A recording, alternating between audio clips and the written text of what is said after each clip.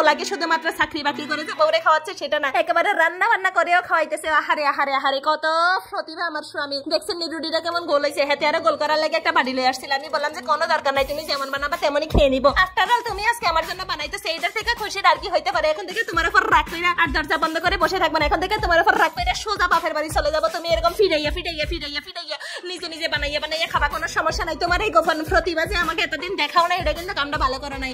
এতদিন আমি কতবার বাপের বাড়ি যাইতে পারতাম, তোমার খাওয়ানোর চিন্তা করে প্রতিবার এখানেই থেকে যাই। এই যে দেখেন আমার স্বামী পরবর্তীতে আরেকটা রুটি নিয়ে সুন্দর করে উত্তর দক্ষিণ পূর্ব পশ্চিম করে একেবারে সুন্দর করে রুটিটারে বেল্লা লাইতেছে। হেতের প্রতিভা মাগমা, আপনাদের আর কার স্বামীর আমার প্রতিভা আছে অবশ্যই কমেন্ট করে জানাইতে বলবেন না। তো স্বামীরে বললাম তুমি আমার পরোটা খাওয়াবা, তো তেল দিবা না, নেহাতে আবার সুন্দর করে যেহেতু তেল কমে পরোটা বানাবে সেই জন্য হুট করে একটু করে বেশি পরিমাণে তেল দিলে আবার পরোটা আমার সব একটা লাগে, আমি খাইতে ভালো লাগে না। সেটা আমার স্বামী জানে সুন্দর করে, যার কারণে হেতে একেবারে অল্প তেলে আমার জন্য পরোটা বাঁচতেছে। ওরে বাপুরে পরোটা দেখে আবার ফুলেও মাগমা স্বামী আজকে যা আদরটা করতেছে বউরে, এরকম স্বামী যেন হগলদের ঘরে করে হয়। মাগমা স্বামী তোমার হাতে জাদু আছে বলতে হবে, এত সুন্দর পরোটা মাঝে মাঝে আমার এত সকালবেলা বানাইয়া খাওয়াইলেও পারো। এদিকে স্বামী আর একটা রুটি বানাই ফেলছে, হেতে করে দিয়ে আমার কাছে কি জানি কি খোঁজদা যে হঠাৎ করে দেখে আমাদের আফাই পিছন দিয়ে আইসা দেখে হেতের দিকে চাইয়া কি জানি ভাবতেছে।